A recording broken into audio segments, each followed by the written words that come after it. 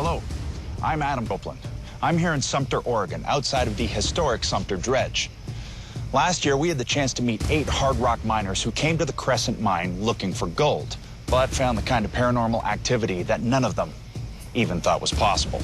Tonight, they're here to tell us their side of this incredible story. This is Ghost Mine, back on the mountain. In just a moment, we'll be talking with our miners, and throughout our show, we'll be presenting never-before-seen footage from Season 1, and later a sneak peek at the amazing first few weeks of Season 2. You can join the conversation now by tweeting #GhostMine or go to sci-fi.com for more exclusive content. The guys will be right out, but first, let's take a look back and see how all of this craziness started. And now, the miners of the Crescent are back to share their experiences, and here they are. The mine foreman, Stan, a.k.a. Papa Smurf. Dick, a.k.a. Graybeard. Howdy. Stan's son, Fast Eddie. How are you? The dingus himself, Keith. Jared, the man they call Bucket. How's it going? The Greenhorns, Jay and Jamal. And the mine owner, Larry. How's it going? Pretty good. So guys, welcome back. How's it feel to be back in Sumter after all of the mayhem last year? Real good. Ready to make some money? That's it. So the first question I think that has to be asked is, after all of the craziness last year, why come back? The gold. It's there. We saw it. It's in that mine. We've touched it. We've looked at it. And that's why we're here. We came back to get it. The gold's that important. It's very important. I put food on the table and a roof over my family's heads because of that gold. Geez, that's first thing you put on your wife's finger when you get married, and you do it again 50 years later. Yeah. It's real important. Is it another wife, or are you just doing it 50 years? One's enough. Everybody here knows what's in that mine, and we came back to get it. Well, Larry, that wasn't the case with your first crew. I mean, something scared those guys off, so can you tell us about that? Yeah, you know, those guys would come out and say that they're hearing voices, and, you know, they came out of the mine the last day they were there and said, you know, we're out of here. You can have a place. And then we got a hold of Stan, and it's been a pretty good run. Let's face it. I mean, even without the ghost, gold mining is a pretty dangerous job. You're in these cramped tunnels, there's explosives, there's all of these things, looking for this elusive vein of quartz that might contain gold. Yeah, that's about it. It's dangerous. Let's take a look at what you guys have to deal with every day. That looks ridiculously dangerous. If you were going to look up hazardous work environment in the dictionary, you just play in that footage. You know, to us, that's just a normal day's work. That's the way it is in mining. Maybe we put the dangers in the back of our heads or whatnot, but, I mean, if you don't do it right, it can be dangerous. Well, we asked fans online what they wanted to know about our miners. And Joshua from Pennsylvania has a question about that. What scares you the most, spirits and what they can do, or mining? I'd say going home broke. I got a definite answer for that one. It's definitely mining. I knew that'd be your answer. Yeah, there's a lot of things down there that can hurt you. Yeah, having the entire mine being haunted, that doesn't help either. Well, this mine had a well-established reputation for being haunted. I mean, the first crew left because of it. Were any of you aware that the first crew was leaving because of that? And did it stop you from maybe wanting to take the job? Well, I was aware of it, but I didn't know all the circumstances of why they left till we got here.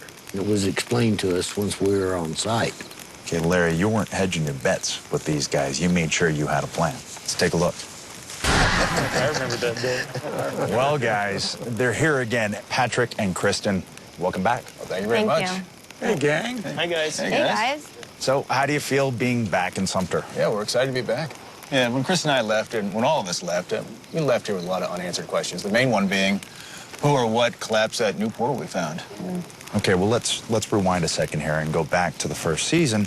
You two, you show up here with no mining experience, no mining background whatsoever. I understand why these guys are here, but what is in it for you?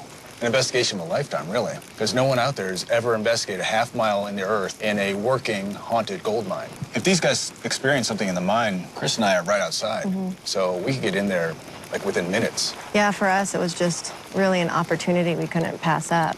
When it comes to the paranormal, is it fair to say that some of you guys are fairly skeptical? Yeah, you might say that. That'd be Eddie. Half of us didn't know what paranormal was, so we got here.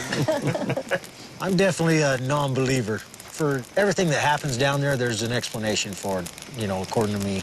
And, well, there is. I mean, I can explain everything that happens down there, but... Everything, Eddie. Almost, yeah. There are a few things. I mean, I've seen some things that made me think twice, you know, and... See, he's coming around a little bit. Okay, you guys might not be sure about ghosts, but you are very superstitious, and I brought proof. Check this out. Some of these superstitions to somebody who hasn't been around it, they may seem kind of silly or awkward or whatever, but if you want to call it routine, you want to call it tradition, you want to call it superstition, whatever it is, these things are what keeps you alive. I mean, they keep you coming out of that hole every day. Okay, well, let's call them superstition for now. You guys got a lot of them, you know. Red hair, bad. Women in the mines, like next level bad. So what I have to ask Patrick and Kristen is, do you believe there's any value in these superstitions? If you think about it, in the past, women only went up to mines. They're delivering bad news or possibly claiming a body, or if there was some sort of accident. So these superstitions make sense if you think them through. Redheaded women in the mine, period, are just a distraction. All right, well, I don't know if you noticed this, but Patrick is a redhead, too. So, yeah. That's different. We're not even sure if it's a true redhead. but so everything's good now? Everything's cool between you guys? Yeah. Yeah, they kind of grow on you. Get used to them. Yeah, you know, they've helped us several times, you know, like the incident with the phantom wind. They were real good about that, and we went to them with it, and they explained it to us, and we were happy with that. Yeah, that phantom wind incident, that would have freaked me out. And for the past few days, we've been asking people online a simple question. What is the single scariest moment from Ghost Mine's first season? Votes are in, and we'll be announcing your answers throughout the evening. But remember, the conversation is always going on Twitter using hashtag #GhostMine. When we come back, a surprise guest will tell us what it takes to scare a hard rock miner off a mountain. Plus, the mining season has just begun at the Crescent, and you won't believe what these miners are already facing. A sneak peek into Season 2 when Ghost Mine, Back on the Mountain, returns.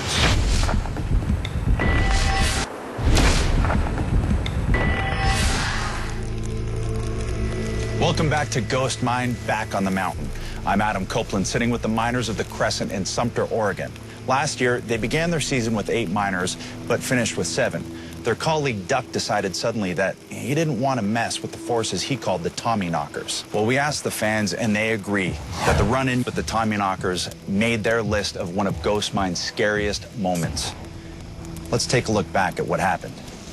There you have it. Keep watching, and we'll reveal more of Ghost Mine's scariest moments throughout the show.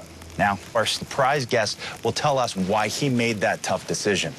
Duck, Yeah. good to have you back. Yeah, good to be back. Great to see you, Duck. Yeah, glad Thank you, came guys. back. Appreciate that. Now, Duck, you weren't on the show very long, but you were very popular with the fans. So what made you feel like you had to make that tough decision to leave? It was the Tommyknockers. And when that happens, I learned from the old timers to pay attention to what you hear or see underground. So, Graybird, what did you think when Duck walked away? I assume you trust your father's instincts, so did part of you ever think about following him out? Well, yeah, I did at first, and you know, he's got the traditions he follows, and I want to stay on this job. You know, I make my own decision, but it was hard. It was hard to stay without him. It really was. So, guys, your most experienced hand says, I'm not going back in there again. Does that set a dark tone for the rest of the season? Well, yeah, I mean, you know, he's very experienced, and he just said he'd had enough. Something spooked him, he left. So then you have to overcome that.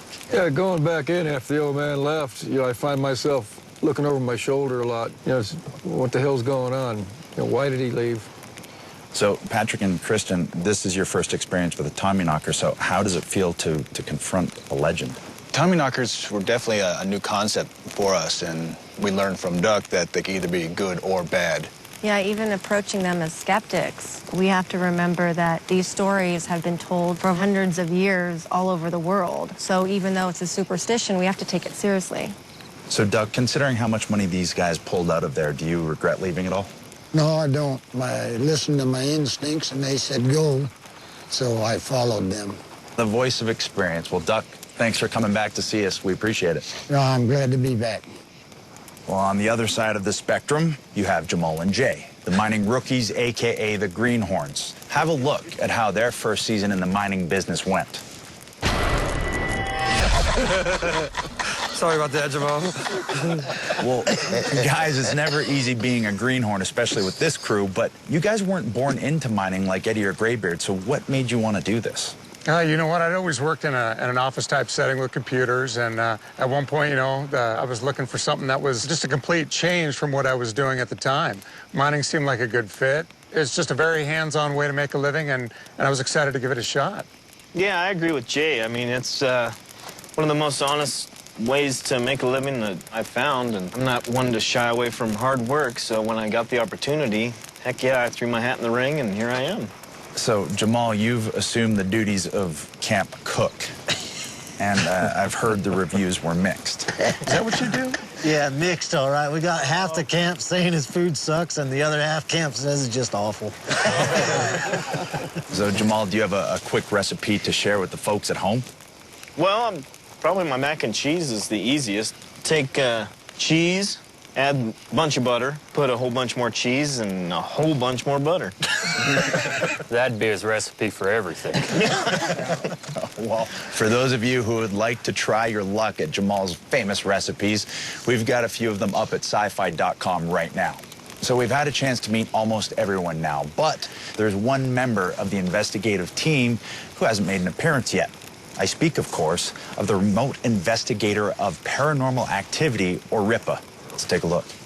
So, Patrick, she's your baby. Tell us why you built RIPA. Well, we needed a tool that could handle this really tough terrain and gather the evidence in these areas that were too dangerous for us to go in, or even the guys to go into. And RIPA 2 was a great step forward in that regard. You're talking about it in the past tense. No, we learned a lot last year, and I was able to take RIPA 2 home and make a lot of improvements. RIPA 3 has already completed a Season 2 mission. And as part of our sneak peek into the new year of Ghost Mine, we can show you some of that right now. Here's an exclusive look at RIPA 3 in the new season. All right, guys, so what's your favorite part about the new RIPA? It's got to be that arm. That arm's pretty cool. Still can't bring me a beer, though. See, they have a soft spot for RIPA. They just don't want to admit it.